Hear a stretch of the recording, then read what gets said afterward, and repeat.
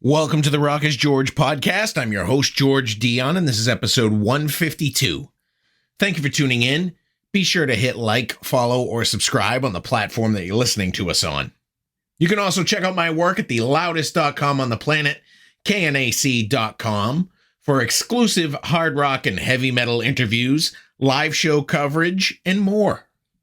My guest for this episode is Danko Jones. He is the front man for the band that bears his name. They have a brand new album coming out on September 15th called Electric Sounds through AFM Records. Danko Jones is also gearing up for the Shake Your City Tour 2023 with some warm-up dates in Canada and then an extensive trip through Europe and the United Kingdom. And here's Danko Jones to tell you more about it.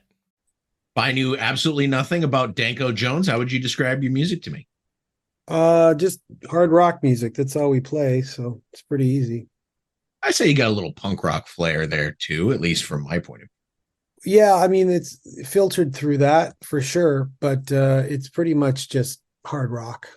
We definitely have punk rock influences. I mean, it goes without saying, but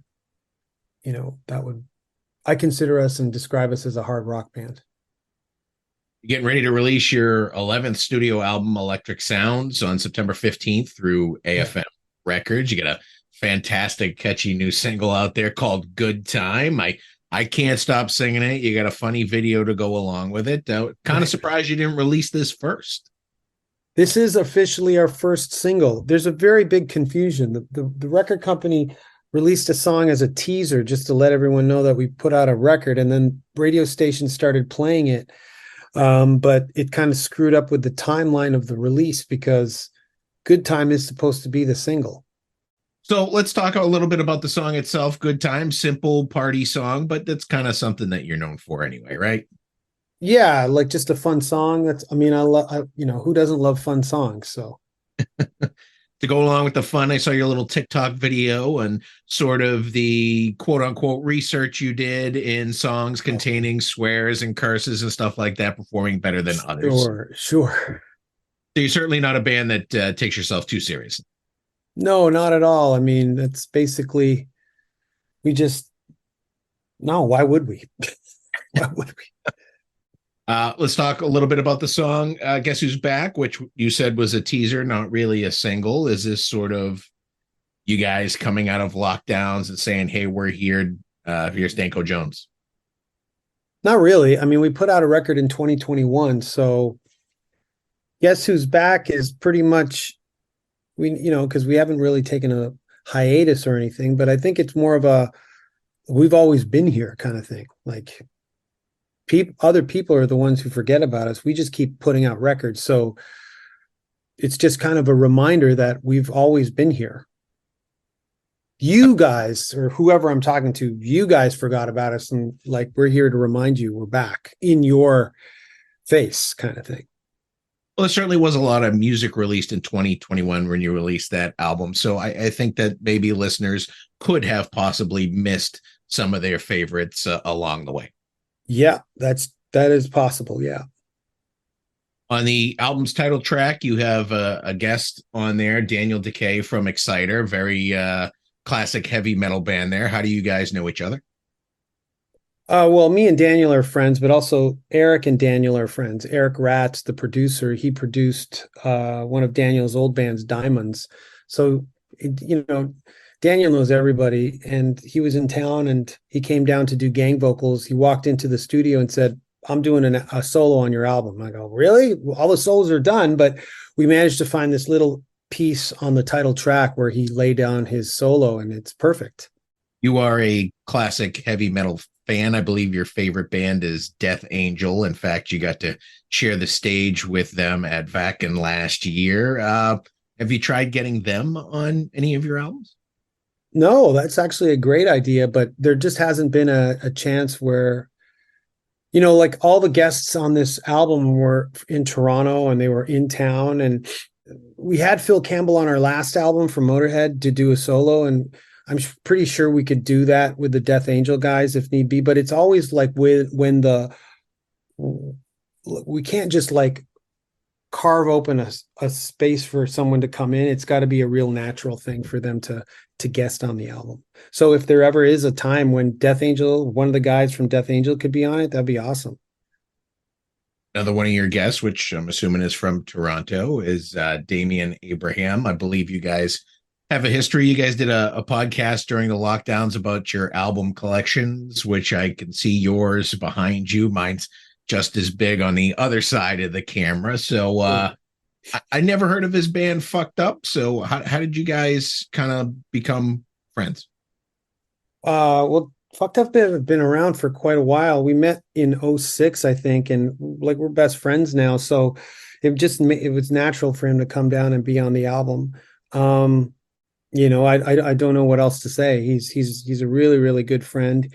He sang on more than just one song, and in fact, he's on the upcoming single "Get High," which is going to be released as the next single before the album's released. So we did a video in Vancouver for it.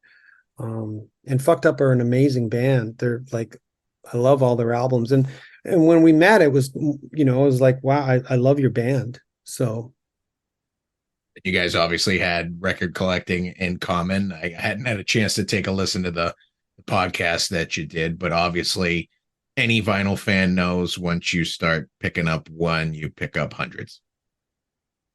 well, yeah, I mean, not necessarily. Like this is like been whittled down over the years. I go through phases where I just sell off all my albums. So then I buy albums again. So over the pandemic, I sold about 300 albums.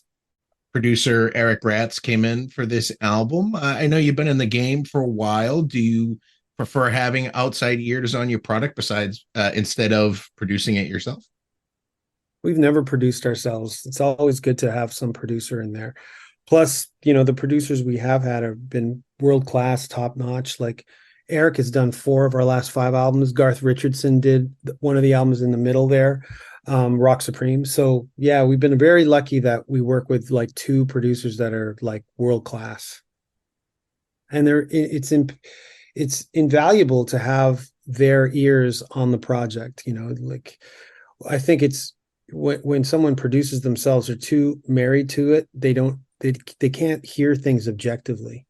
What do you chalk up to Danko Jones's longevity? I mean, obviously hitting the road and getting that in that live setting is really what I think sells a band over time. Mutual respect, that's first and foremost, and trust in each other. You're releasing this album through AFM Records. How did you end up signing the deal with them? They put out a Rock Supreme, and they put out Wildcat. They put out a few of our albums in the past, but then we went with this other label out of Germany called Mate. But now we're back with AFM. So yeah, no, it's been pretty good. You have your own label as well, Bad Taste. Is that you guys? Nope, that's a label out of Sweden, Lund, Sweden. They put out a few of our albums in the early 2000s.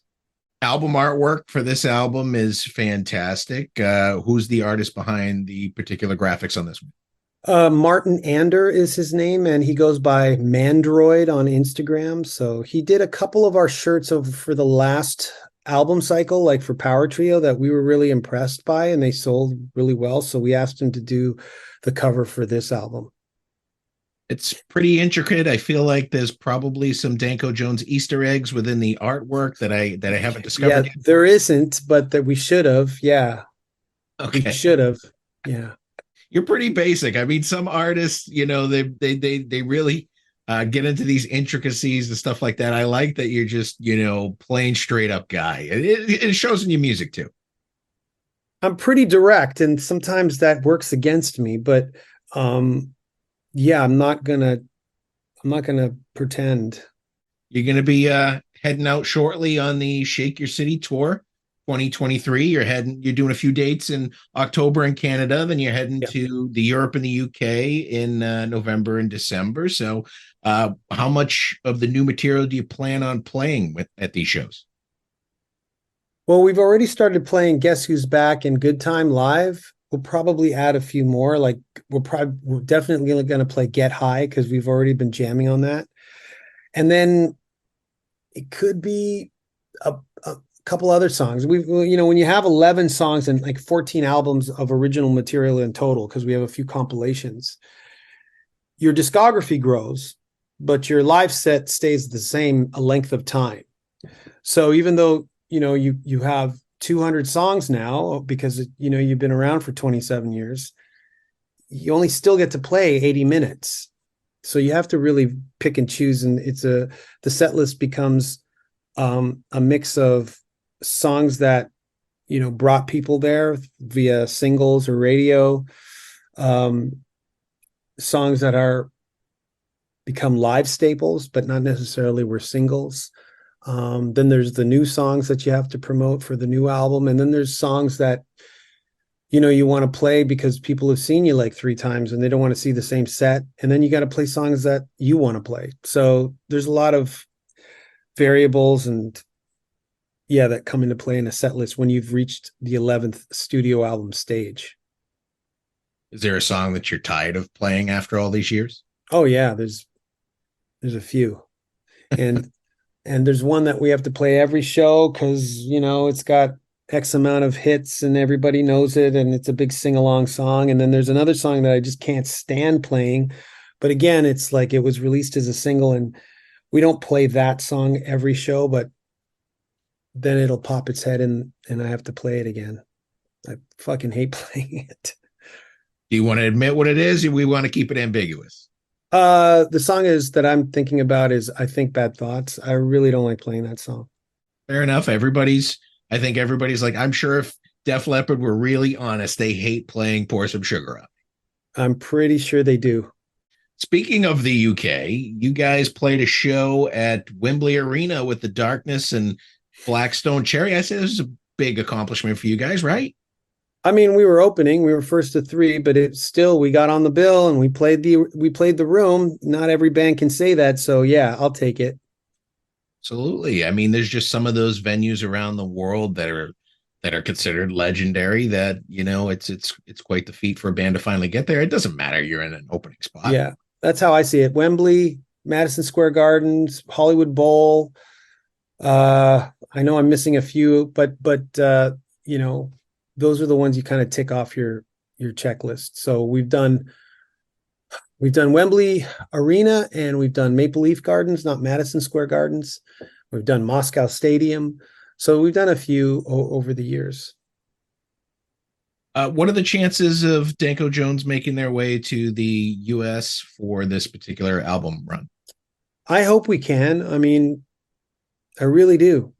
People think we don't want to play the States. That's not the case. We don't have a label. So when they accuse us of that, I always say, well, then tell record labels to sign us. It's as simple as that. Why do we play Europe all the time? Well, AFM are out of Germany. It's really easy to do the math on that. Why do we play Canada? Well, besides it being our home base, we have a label there. Sonic Onion is our label in Canada. So it just put the pieces together and they all connect, Have you always been without an American label? I believe in your earlier albums, you had an American label. We've had like American labels here and there, but like there hasn't been American label that was like big enough and strong enough to support the release and to push us. Like it's always been, okay, well, we'll put you on the roster, and then they just throw it against the wall and see if we stick. And well, we're not going to stick if you don't like put some effort behind it. And so that's the difference. Understandable. And obviously the cost of touring is through the roof now after lockdowns and tax and Brexit and everything else. Yeah. It's crazy. I was first exposed to Danko Jones back in 2003 for We Sweat Blood. It's been about 20 years now since that album came out. That's when we were on an American label and we were able to like tour that album extensively, or parts of that album. Yeah. Are you the kind of artist that gets a little nostalgic with these releases? Like, would you do something special for the 20th anniversary of this? No, because that suddenly makes you into a kind of a legacy band. and you're already looking in the rear view. We're not. So just the album exists. Listen to it again. Perfect response. Those are all the questions I have for you today, Danko. I appreciate you taking the time to come on the podcast. The new album, Electric Sounds, is coming out on September 15th on AFM Records. It's a great album. It's a 5 out of 5 in my book. Thank you very much. Thanks a lot, man. Keep up the good work, and maybe one day I'll see you here in the States, or I'll get my passport renewed and come see you in Canada. All right. Do it. Right. Once again, I want to thank Danko Jones for coming on the Rock is George podcast. Be sure to check out their latest album, Electric Sounds, out on September 15th through AFM Records. Head over to your favorite music streaming platform. Take a listen to the album. If you like what you hear, buy a physical copy. Support the artist. For all things Danko Jones, head over to their official website, dankojones.com. I also want to thank Dustin Hardman and AFM Records for making this interview possible. You've been great. I've been George Dionne. Discover your next favorite artist on the Rock is George podcast.